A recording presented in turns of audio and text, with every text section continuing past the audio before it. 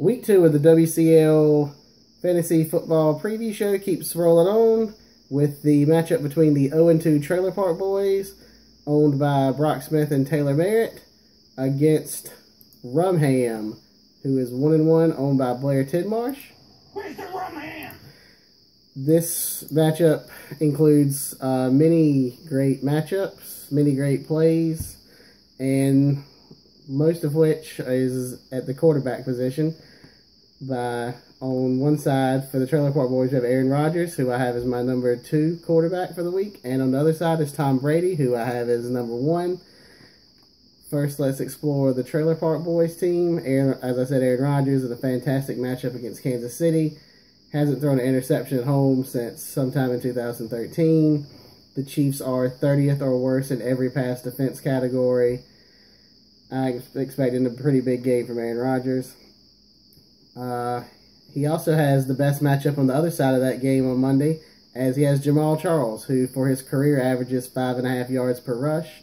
This year the Packers are giving up 5.3 yards per rush.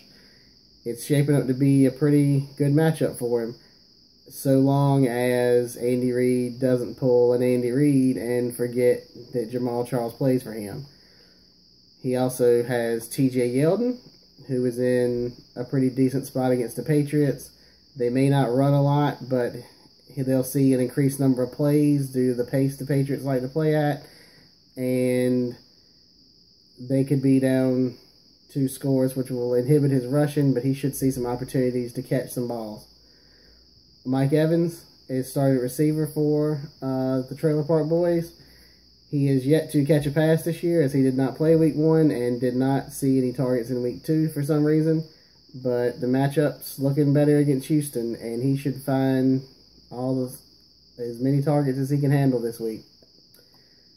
James Jones paired with Aaron Rodgers. He's caught 5 passes this year. 3 of them have been for touchdowns. He doesn't get many yards, but he always finds his way in the end zone. And that trend may continue on Monday night. Greg Olsen was my number 1 tight end play this week over Gronk for some reason. I may not be all that smart, but he saw 14 targets last week, and the Saints allowed Daniel Fales to score in week 1, so it seems like a pretty premium spot for Greg Olsen.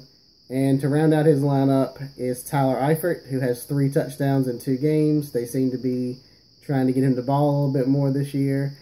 And they're against the Ravens, who will look to shut down A.J. Green, so he should see maybe some increased red zone attention. Eifert, that is.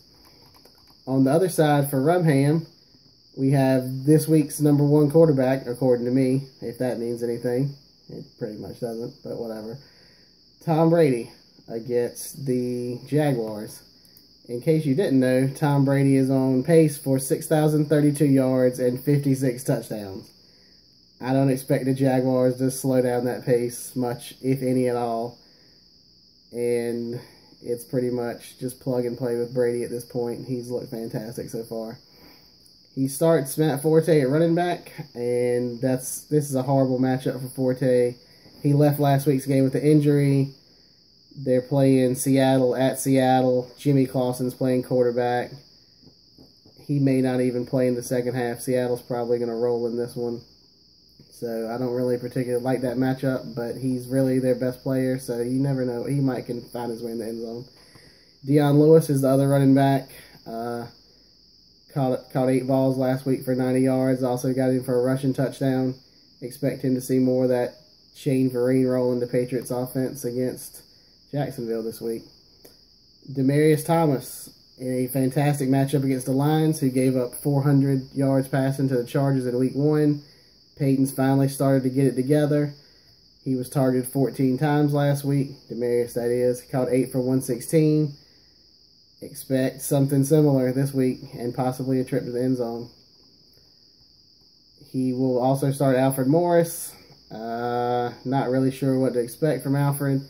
He should get more work than Matt Jones, although Matt Jones had 130 last week. If Alfred can get going early in the game and keep Jones off the field, he could have a pretty good game, but once again, I'm not sure about the carry distribution there.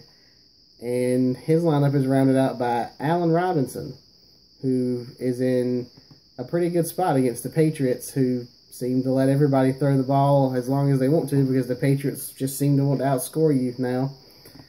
And the Jaguars are going to be down, and they're going to be throwing, and he's the number one target. Saw 12 targets last week and caught 2 touchdowns for 155. So it's not a bad spot, not a fantastic spot, but he could definitely make some garbage time noise. And in this game, it was a pick'em according to CBS. It's moved to 3-point favorite for the Trailer Park Boys today. But I will be taking RumHam in the game. And the next game on the docket is AA and Feeling Lucky.